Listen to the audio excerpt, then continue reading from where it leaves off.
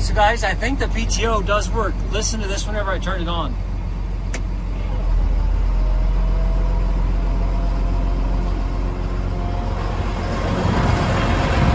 And you can hear it running.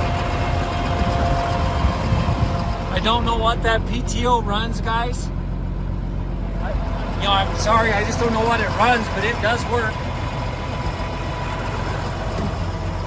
Listen to that, and I'll shut it off right here. So here it goes. So I think the PTO does work, guys.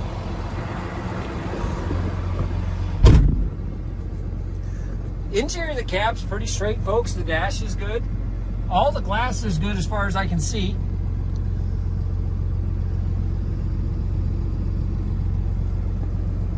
Again, 103,000, and I believe that's accurate, guys. And I've had this truck running for about 20 minutes now, folks. And temperature gauge is just stuck right there. The oil pressure gauge is just stuck right there. I did have to jump start it because the truck has sat for about 3 or 4 months before I came down here today. So if you just release the brake there, I thought the parking brake light would go off. I'll have to check that. I thought the parking brake light went off whenever I released the brake right there, guys, but it's still on. But the little truck steers nice, folks.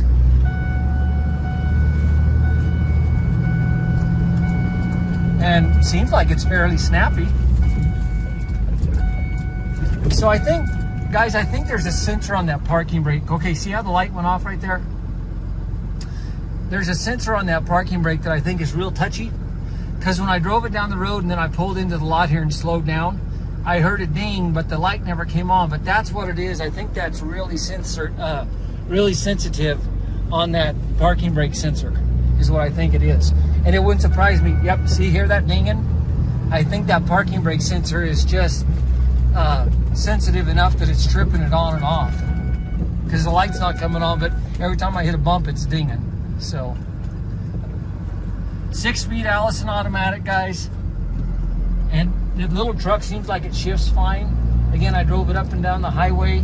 Oh, just 4 or 5 miles was all, but just wanted to get the battery charged up on it a little bit. But the gauges show that everything's working the way it should, guys. And like I said, although I had to jump it this morning, once I got the chargers on it, I had the jumper cables on it for about 10 or 15 minutes, taking a few pictures. And once it got a little juice in it, guys, the little truck fired right up. So the batteries probably are weak in it, guys, and it wouldn't surprise me if we have to jump start it when you come to get it. But what I'm going to do is I'm going to get it put back. I'm going to get it put back here in just a second, and when I shut it off, we'll shut it off, and then I'll show you guys that it should start right back up because this had plenty of time to charge the battery. So I'm going to shut this video off, guys.